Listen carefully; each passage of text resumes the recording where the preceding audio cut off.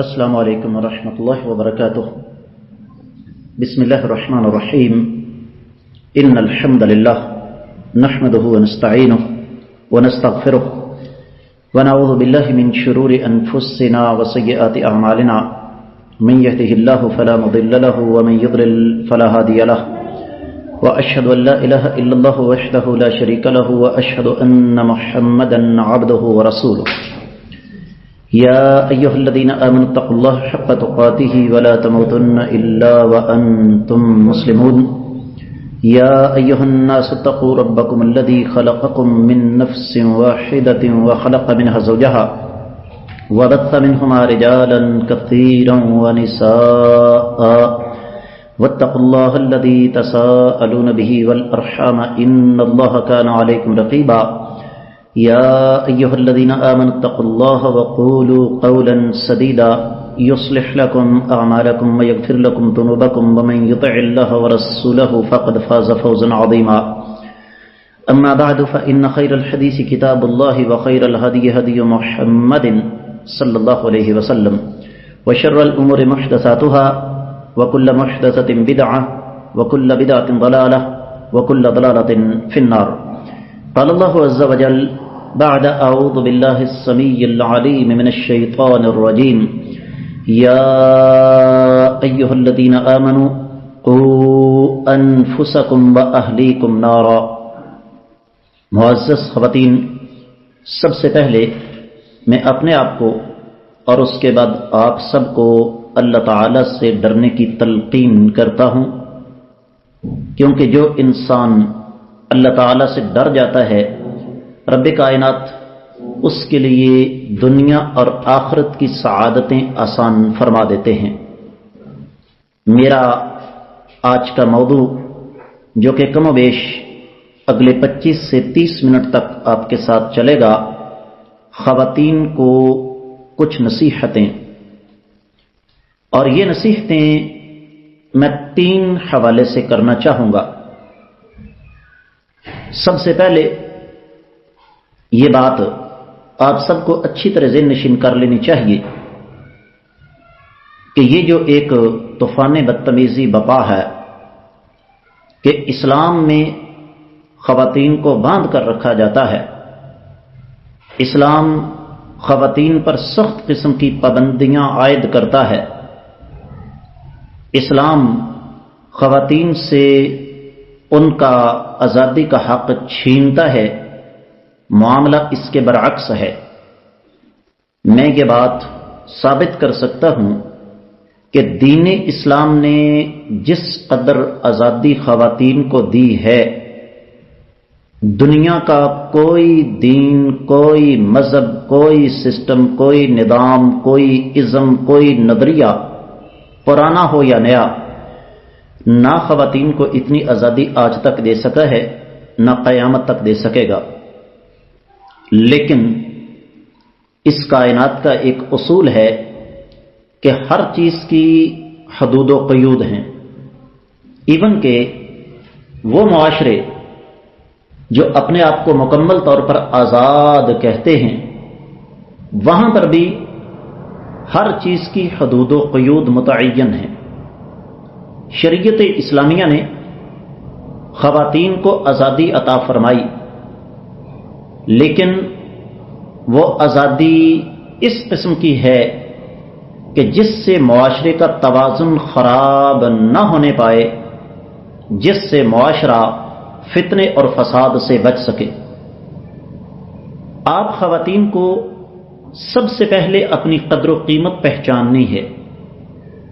میری جو پہلی نصیحت ہے وہ یہ کہ آپ کو سب سے پہلے یہ پہچاننا ہے، ہمارے اساتذہ کرام جو زندہ ہیں، رب کائنات ان کی عمر میں، علم میں، عمل میں اضافہ فرمائے، اور جو اس دنیا سے جا چکے ہیں، رب کائنات ان کی قبروں کو جگمگاتے رہیں۔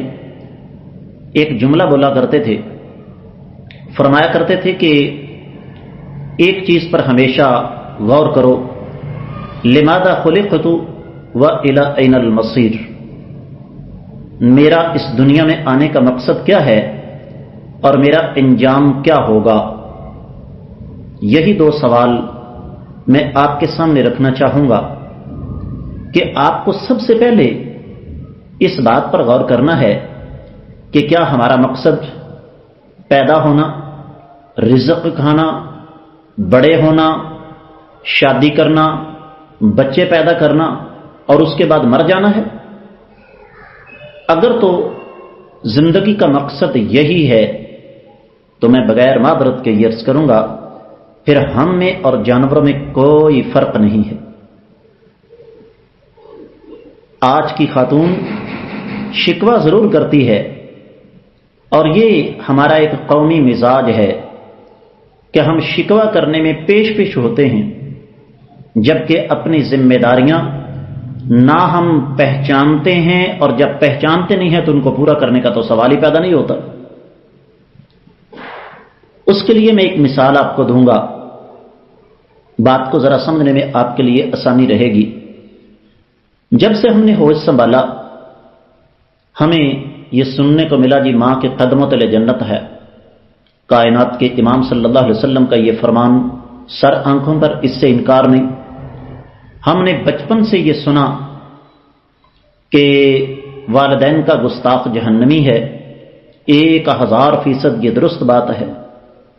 ہم نے بچپن سے یہ سنا کہ والدین کے حقوق میں ذرہ برابر بھی کوتاہی کبیرہ گناہوں میں سے ہے، ہمیں اس بات سے بالکل انکار نہیں۔ لیکن سوال یہ ہے کہ کیا شریعت اسلامیہ نے صرف والدین کے حقوق ہی رکھے ہیں یا ان کی کچھ ذمہ داریاں بھی ہیں؟ میں چونکہ بنیادی طور پر ایک دیہاتی کلچر سے تعلق رکھتا ہوں، لہذا ایک سادہ مثال سے اپنی بات کو واضح کروں گا۔ پرانے زمانے میں کسی چور کی مسلسل چوریوں سے تنگ آ کے حاکم میں وقت نے یہ فیصلہ کیا کہ اس کو سزائے موت دے دی جائے۔ بڑی توجہ کے ساتھ بات سنیے گا، اور آپ کو معلوم ہے کہ سزائے موت کے قیدی سے اس کی آخری خواہش ضرور پوچھی جاتی ہے۔ جب اس سے پوچھا گیا کہ تمہاری آخری خواہش کیا ہے، اس نے کہا میں اپنی والدہ سے ملنا چاہتا ہوں۔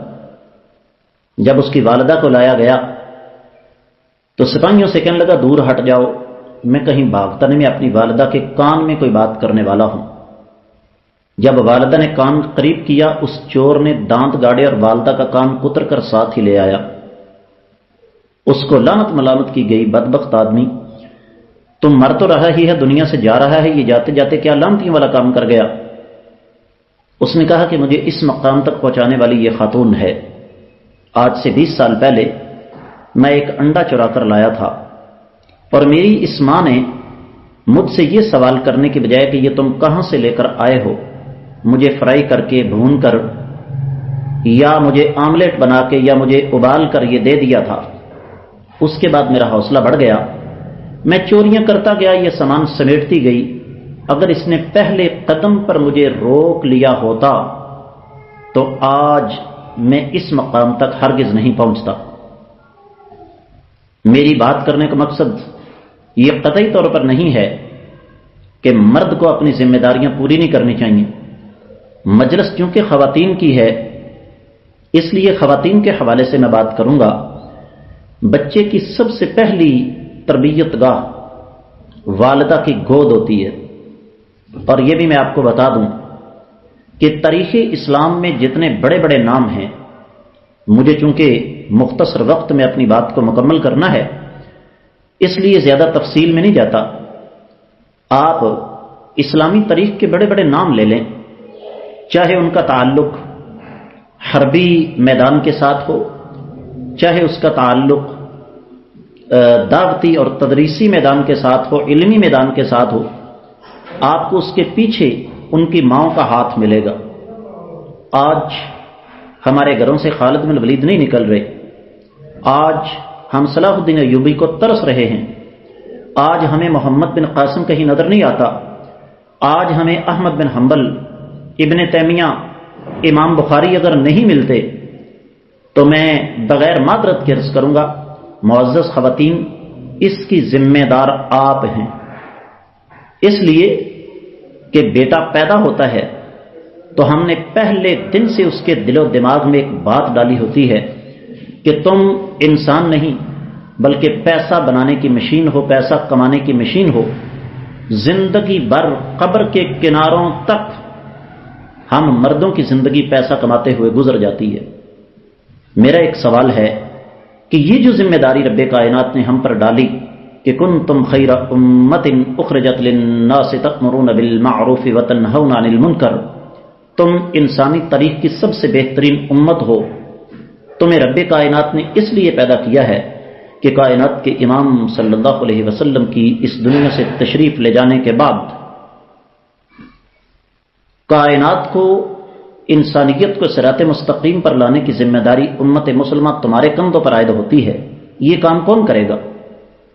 اور یاد رکھیے، میں نے سب سے پہلا جملہ آپ کے سامنے کیا عرض کیا کہ معزز خواتین، ہم سب کو اللہ سے ڈر جانا چاہیے۔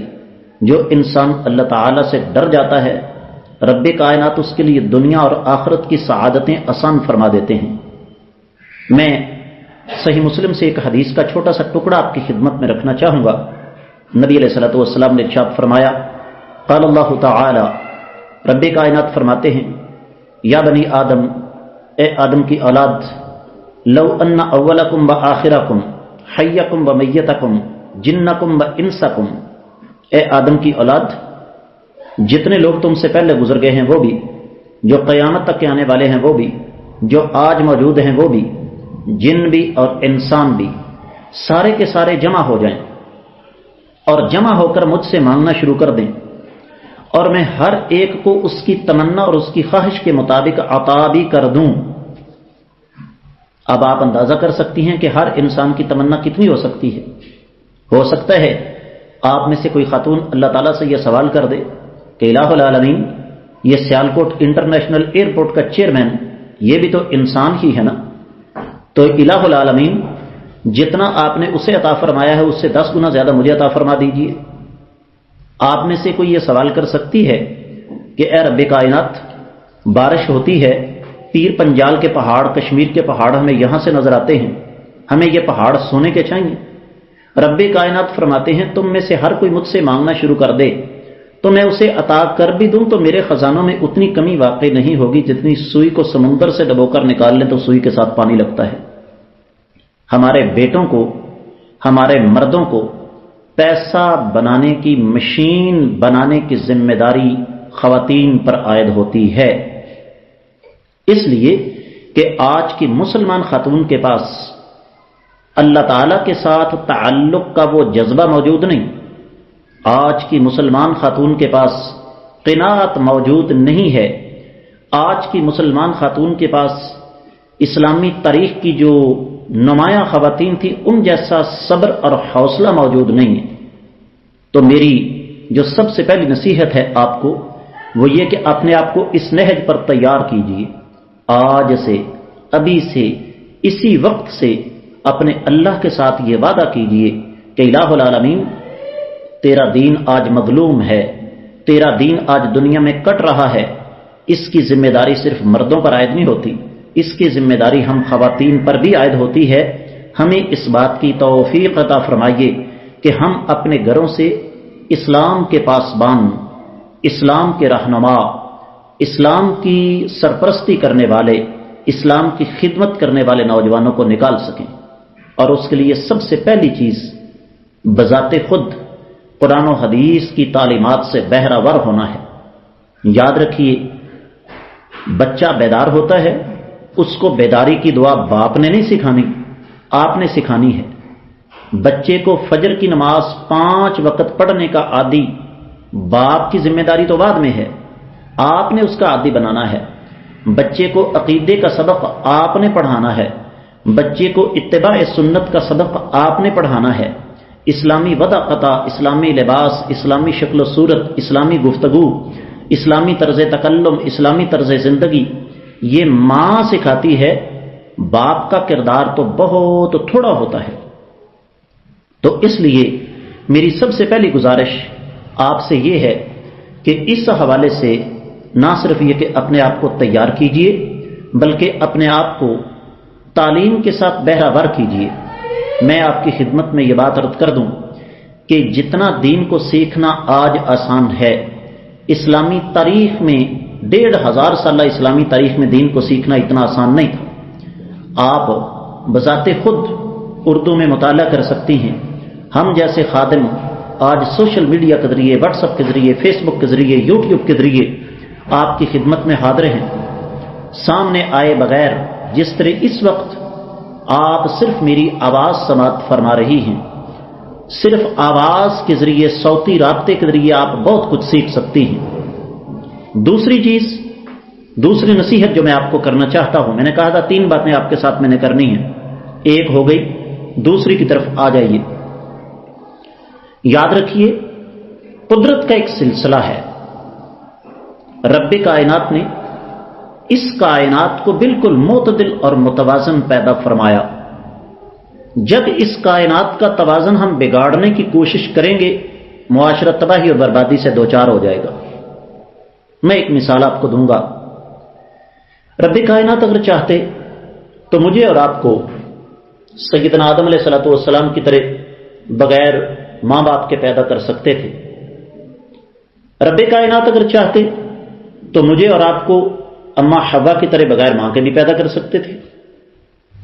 رب کائنات اگر چاہتے تو مجھے اور آپ کو سیدنا عیسیٰ علیہ السلام کی طرح بغیر باپ کے بھی پیدا کر سکتے تھے۔ اللہ رب العزت نے ماں باپ کا یہ سلسلہ کیوں رکھا؟ اس لیے کہ نئی نسل کی تربیت، نئی نسل کی افزائش اور نئی نسل کو صراط مستقیم پر چلانے کے لیے، اسلام کا پاسبان بنانے کے لیے ماں اور باپ دونوں کا کردار لازمی ہے۔ اور ماں اور باپ یہ دونوں اپنا کردار کما حق ہو اسی شکل میں ادا کر سکتے ہیں جب دونوں میاں بیوی کے درمیان بے مثال قسم کی ذہنی ہم آہنگی، جسے انگریزی میں مینٹل کمبینیشن کہتے ہیں، وہ ہو۔ میں معزز خواتین سے یہ گزارش کروں گا کہ نوازش ہے آپ کی، میری بات ذرا خصوصی توجہ کے ساتھ سنیے گا۔ دین اسلام میں نکاح کی بنیاد محبت ہے۔ کائنات کے امام صلی اللہ علیہ وسلم کا فرمان ہے، لم تر المتحابین مثل النکاح، انسانی تاریخ میں میاں بیوی سے زیادہ آپس میں محبت کرنے والا رشتہ اور کوئی ہے ہی نہیں۔ ہماری اکثریت کو پتہ ہی نہیں، نہ ہم نے اپنے بیٹوں کو اس بات پر تیار کیا، نہ ہم نے اپنی بیٹیوں کو اس نہج پر تیار کیا۔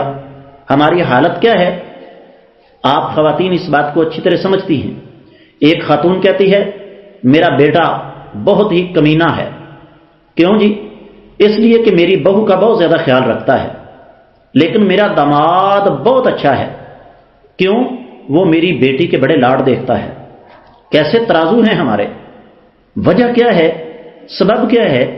کہ ہمیں اس بات کا علم ہی نہیں کہ شادی کی بنیاد محبت ہوتی ہے، اور جہاں محبتیں ہوتی ہیں، جملہ نوٹ کیجئے گا، جہاں محبتیں ہوتی ہیں وہاں پر نہ مطالبے ہوتے ہیں نہ مقابلے ہوتے ہیں۔ محبت ایک ایسا جذبہ ہے جو صرف اور صرف قربانی مانگتا ہے۔ سب سے پہلے جو میری بیٹیاں یہاں پر غیر شادی شدہ ہیں، توجہ کے ساتھ سنیں، اور جو ہماری معزز خواتین یہاں پر اپنی بیٹیوں کے رشتے تلاش کر رہی ہیں، وہ بھی توجہ کے ساتھ بات کو سنیں۔ نکاح کی 4 شرطوں میں سب سے پہلی شرط مرد اور عورت کی مکمل رضامندی ہے۔ میں بذات خود 5 بیٹیوں کا باپ ہوں، اور امت مسلمہ کی ہر بیٹی میری بیٹی ہے۔ میں عام طور پر اپنی بیٹیوں کو یہ نصیحت کیا کرتا ہوں، بیٹیوں سے مراد امت مسلمہ کی بیٹیاں، میں کہتا ہوں جب آپ جوانی کی حدود میں قدم رکھیں تو کاغذ قلم پکڑیں، اور آپ کو جس قسم کا زندگی کا ہم سفر چاہیے، اس کی صلاحیتیں، اس کی صفات، اس کی کوالٹیز لکھیں، 1 2 3 4 5 6 7 8 10 15 20۔ اس کے بعد ہائی لائٹر پکڑیں، اور ہائی لائٹر پکڑ کر جن چیزوں پر آپ کمپرومائز نہیں کر سکتی، جن کو آپ ہر حال میں، جو آپ کی بنیادی شرطیں ہیں، ان کو ہائی لائٹ کریں کہ اگر یہ کوالٹیز، یہ صفات اس بندے کے اندر نہیں ہوں گی تو میں زندگی بھر کبھی شادی نہیں کروں گی، میں ایسے مرد سے کبھی شادی نہیں کروں گی۔ اور اپنے والدین کو بتا دیں، یہ آپ کا حق ہے، اور یہی معاملہ بیٹوں کے ساتھ بھی ہے۔ اس کا فائدہ کیا ہوگا؟ جب ان چیزوں کو بنیاد بنا کے ہم شادی کریں گے بچوں کی، کل کو ان کی شادی کے بعد کوئی معاملہ الجھتا بھی ہے، اول تو الجھاؤ والا معاملہ آئے گا نہیں سامنے، اگر آ بھی جائے تو ہم کہیں گے کہ بیٹا آپ کی پسند، آپ نے جو شرائط ہمارے سامنے رکھی ان شرائط کو مد نظر رکھتے ہوئے ہم نے آپ کی شادی کی ہے، اب آپ کو شکایت کرنے کا کوئی حق حاصل نہیں۔ اب ہوگا کیا؟ جب شوہر بیوی کی خاطر قربانی دے گا، بیوی شوہر کی خاطر قربانی دے گی، شوہر بیوی کو خوش رکھنے کے لیے پورا زور لگائے گا، بیوی شوہر کو خوش رکھنے کے لیے پورا زور لگائے گی، اس گھر کو جنت کا نمونہ بننے سے کائنات کی کوئی طاقت نہیں روک سکتی۔ آج ہمیں جدید دور میں یہ سبق دیا جا رہا ہے کہ مرد اور عورت برابر ہیں۔ جب قرآن یہ کہے کہ لیس الذکر کالانثی، مرد اور عورت کبھی برابر نہیں ہو سکتے، تو ہم اس بات کو کیسے تسلیم کر لیں کہ کوئی خاتون اور کوئی مرد جو ہے وہ برابر ہو سکتا ہے؟ اور ایک اور بات یاد رکھیے، یہ جو ہمیں ایک سبق دیا جا رہا ہے نا، جو خواتین یہ سمجھتی ہیں کہ میں نے مرد کو نیچے لگا کے رکھا ہوا ہے، میں نے بچوں کے باپ کو بڑا دبا کر رکھا ہوا ہے، میں بڑے ہلکے الفاظ میں کہوں گا کہ ایسی خاتون پر توف ہے، ایسی خاتون کو اپنی خاتون ہونے پر شرم آنی چاہیے، اس لیے کہ وہ ایک غلام کی بیوی ہے۔ عورت کی شان یہ ہے، چاہے وہ بیٹی ہے، چاہے وہ بہن ہے، چاہے وہ بیٹی بیوی ہے، چاہے وہ ماں ہے، چاہے وہ بہو ہے، زندگی کے کسی بھی موڑ پر کوئی عورت ہے، اس کی کوئی بھی حیثیت ہے، اس کی شان یہ ہے کہ وہ مرد کے ماتحت رہے۔ یہ میں نہیں کہہ رہا، یہ اللہ کا قرآن کہتے الرجال قوامون علی النساء، مرد عورتوں پر حاکم ہیں، قوت فیصلہ مرد کے پاس ہونی چاہیے، قوت حاکمہ وہ مرد کے ہاتھ میں ہونی چاہیے۔ ایسی خواتین کو اپنے رویے پر غور کرنا چاہیے جو بےہودہ اور جدید تعلیم کے زیر اثر اس قسم کی سوچ کی مالک ہیں کہ میں آگے چلوں اور میرا مرد میرے پیچھے چلے۔ یہ آپ کی شان نہیں، یہ آپ کی بدترین توہین ہے، جس کا زندہ ثبوت یہ ہے کہ غیر مسلموں نے جب اس ٹریک پر چلنا شروع کیا، جب عورت کو اس راستے پر ڈالا، ان کے معاشرے تباہ و برباد ہو گئے۔ تو اس لیے جو میری دوسری نصیحت ہے وہ کیا ہے کہ اپنے خاندان کو سنبھالنے کے لیے، اپنے خاندان کو صحیح راستے پر چلانے کے لیے آپ کو قربانی دینا ہوگی۔ میں جب مردوں کی مجلس میں بیٹھتا ہوں تو وہاں پر ان کو بھی یہ نصیحت کیا کرتا ہوں، بلکہ بات ضمناً آ گئی ہے تو میں کرتا چلا جاؤں۔ میں کہا کرتا ہوں، میں کہتا ہوں مردو، تم نے اگر جہنم میں جانا ہے تو اپنی بد دماغی کی وجہ سے، اپنی بد عملی کی وجہ سے، اپنی کاہلی اور اپنی غفلت کی وجہ سے، ورنہ پیدائش سے لے کر موت تک جو حشر نشر تمہارا ہوتا ہے نا، کوئی مرد جہنم میں جا ہی نہیں سکتا۔ معزز خواتین توجہ کیجیے گا، مرد کے صرف پیدا ہونے کی خوشی ہوتی ہے، لو جی منڈا ہو گیا، اس کے بعد قبر کے کناروں تک جو مرد کا حشر ہم کرتے ہیں وہ آپ کو بھی اچھی طرح پتا اور مجھے بھی اچھی طرح پتا ہے، چاہے وہ بھائی ہو، چاہے وہ بیٹا ہو، چاہے وہ باپ ہو، چاہے وہ دادا ہو۔ تو عرض کرنے کا مطلب یہ ہے کہ چونکہ خواتین کی مجلس ہے، اس لیے میں خواتین کی مجلس میں انہیں نصیحت کرنا چاہوں گا کہ آپ اللہ سے ڈرتے ہوئے اپنے گھر کے اندر ماحول اس قسم کا بنائیں کہ آپ میاں بیوی بچوں کے بارے میں، مختلف امور کے بارے میں بیٹھ کر باقاعدہ مشاورت کریں۔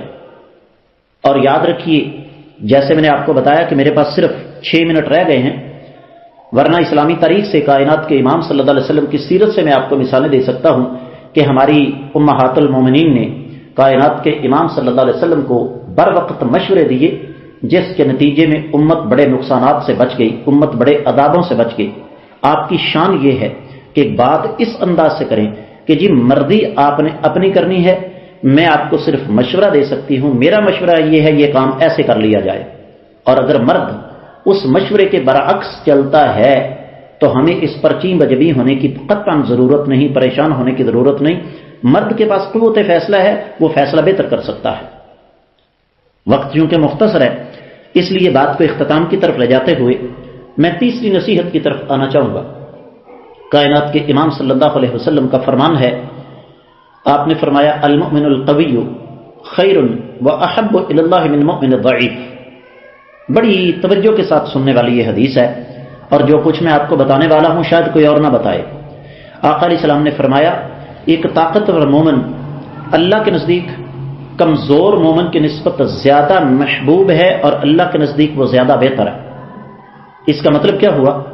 اس کا تعلق ہمارے ایمان کی مضبوطی کے ساتھ بھی ہے اور ہماری صحت کی مضبوطی کے ساتھ بھی ہے۔ اپنی ایمانداری سے بتائیے گا، جب سے برائلر آیا ہے، جب سے بناسپتی آیا ہے، جب سے چینی آئی ہے، جب سے بوتلیں عام ہوئی ہیں، جب سے فاسٹ فوڈ عام ہوئی ہے، آپ نے کبھی کوئی کھاڑا دیکھا، کوئی پہلوان دیکھا؟ آج سے 35-40 سال پہلے یقیناً آپ خواتین کے درمیان کچھ بزرگ خواتین بھی تشریف فرما ہوں گی، ان سے سوال کیجئے کہ آج سے 35-40 سال پہلے 10-15 دیہاتوں کے اندر ایک حکیم ہوا کرتا تھا، اور وہ بھی سارا دن فارغ بیٹھا رہتا تھا، اس کے پاس مریض آتا ہی کوئی نہیں تھا۔ کیوں؟ دیسی گھی ہر گھر میں موجود ہوتا تھا، برائلر کا تصور ہی نہیں۔ مجھے اپنا بچپن یاد ہے، اگر کبھی بناسپتی گھی، ڈالڈا گھی کی ضرورت پیش آتی تو چوری لے کر آتے تھے کہ لوگ کہیں گے یہ ڈالڈا استعمال کر رہے ہیں۔ اور اس دور میں تصور ہی نہیں تھا اس چائے کا، جس کو ہم بہت بڑا تحفہ سمجھتے ہیں نا، یہ بیماری ہے، سرد اور خشک ہوتی ہے یہ چائے، آپ کے جوڑوں کی گریس کو ختم کر کے آپ کے جسم کا بیڑا غرق کر رہی ہے۔ آج سے 35-40-50 سال پہلے کیا صورتحال تھی کہ لونگ، دارچینی، اجوائن، پودینہ، منکے، کشمش، پھر یہ سونڈ، یہ ادرک، یہ اناردانہ، یہ چیزیں ہر گھر میں مل جاتی تھیں۔ اور ہمیں وہ وقت بھی یاد ہے جب چھوٹے 5-6 مہینے کے بچے کی طبیعت خراب ہوتی تو ماں کیا کرتی؟ کپڑے کی پوٹلی کے اندر ایک چٹکی اجوائن ڈال کر اس کو اپنے دانتوں تلے دباتی، ماں کا تھوک اس میں شامل ہو کر اس کو نرم کر دیتا، اس کا ایک قطرہ بچے کے حلق میں ٹپکایا جاتا، بچے کا پیٹ بالکل ٹھیک ہو جاتا۔ ہمیں یہ کہا گیا کہ جناب طبی سہولیات دنیا میں بہت ہو گئی ہیں، بالکل فضول، بے بنیاد اور بے اساس بات ہے۔ آپ خواتین کو اپنی اور اپنے پورے خاندان کی صحت پر خصوصی طور پر توجہ دینی ہے، اور میری اس گزارش کو توجہ کے ساتھ سماعت فرمائیے گا۔ کچھ چیزیں اپنے گھروں سے مکمل طور پر نکال دیجیے۔ آپ سبزی پکا لیں، دینی مجلس ہے، نبی علیہ الصلوۃ والسلام کی پسندیدہ سبزی کدو کتنے گھروں میں پکتا ہے؟ نبی علیہ الصلوۃ والسلام کو زیتون کا تیل پسند تھا، ہمارے گھروں میں آتا ہی نہیں۔ آقا علیہ السلام کے دور میں یہ ڈالڈا بناسپتی کا تصور ہی نہیں تھا، اور جہاں یہ بنتا ہے صرف ایک دفعہ وہاں سے ہو کر آپ آ جائیں، آپ کو اس کی شکل سے نفرت ہو جائے گی۔ 3 چیزیں ہیں آپ کے پاس، دیسی گھی استعمال کریں، جیب اجازت نہیں دیتی زیتون کا تیل استعمال کر لیں، اگر اس کی بھی جیب اجازت نہیں دیتی سرسوں کا تیل استعمال کریں۔ آپ کو پتا تو ہے نا یہ ہے کیا۔ اس کے ساتھ ساتھ اپنے گھروں سے یہ آرٹیفیشل چیزیں، یہ برگر، یہ پیزے، یہ سینڈوچ، یہ جناب شوارمے، یہ بازاری کھانے، ان کو ختم کر دیں، یہ ہماری صحت کا بیڑا غرق کر رہے ہیں۔ اسی طریقے سے چینی کی جگہ ہم گڑ استعمال کر سکتے ہیں، اور یہ جو پرانے زمانے میں سلسلے چلتے تھے مشروبات کے، ان کو دوبارہ بحال کرنے کی ضرورت ہے۔ عرض کرنے کا مطلب یہ ہے کہ میں نے آپ کو 3 نصیحتیں کی ہیں۔ سب سے پہلی میں نے آیت مبارکہ کیا پڑھی؟ قوا انفسکم واہلیکم نارا، اپنے آپ کو اور اپنے اہل و عیال کو جہنم کی آگ سے بچاؤ۔ ہمیں اپنی نئی نسل کی بہترین انداز سے پرورش کرنی ہے۔ دوسری نصیحت، اس نئی نسل کی پرورش کے لیے ہمارے پاس راستہ کون سا ہے؟ ہمیں اپنے گھروں کے ماحول کو مثالی بنانا ہے۔ اور تیسری میری نصیحت، جہاں ایمان کو مضبوط کرنا ہے وہاں ہمیں اپنی صحت کا بھی خصوصی طور پر خیال کرنا ہے۔ ہمیشہ کی طرح گھڑی کی سوئیاں آج بھی میرے جذبات کو کچل رہی ہیں۔ کبھی آپ لوگوں نے دینی محبت کے ساتھ دعوت دی تو آپ کی خدمت میں دوبارہ حاضر ہو کر کچھ اور نصیحتیں آپ کی خدمت میں رکھنے کی کوشش کروں گا۔ اللہ کی بارگاہ میں دعا ہے رب کائنات ہمیں قرآن و سنت پر جمع ہو کر صحیح معنوں میں اپنی شرعی ذمہ داریاں پوری کرنے کی توفیق عطا فرمائے۔ آپ خواتین جمع ہیں، اللہ تعالیٰ آپ کا آنا بیٹھنا، دین کی باتیں سننا اپنی بارگاہ میں قبول و منظور فرمائے۔ جو کچھ میں نے عرض کی اس میں کوئی بہتری ہے تو اللہ کی طرف سے ہے، کوئی خامی ہے تو میرے شیطان کی طرف سے ہے۔ اللہ تعالیٰ ہماری کمیوں کوتاہیوں کو معاف فرمائے۔ اقول قولی ھذا وآخر دعوانا ان الحمد للہ رب العالمین۔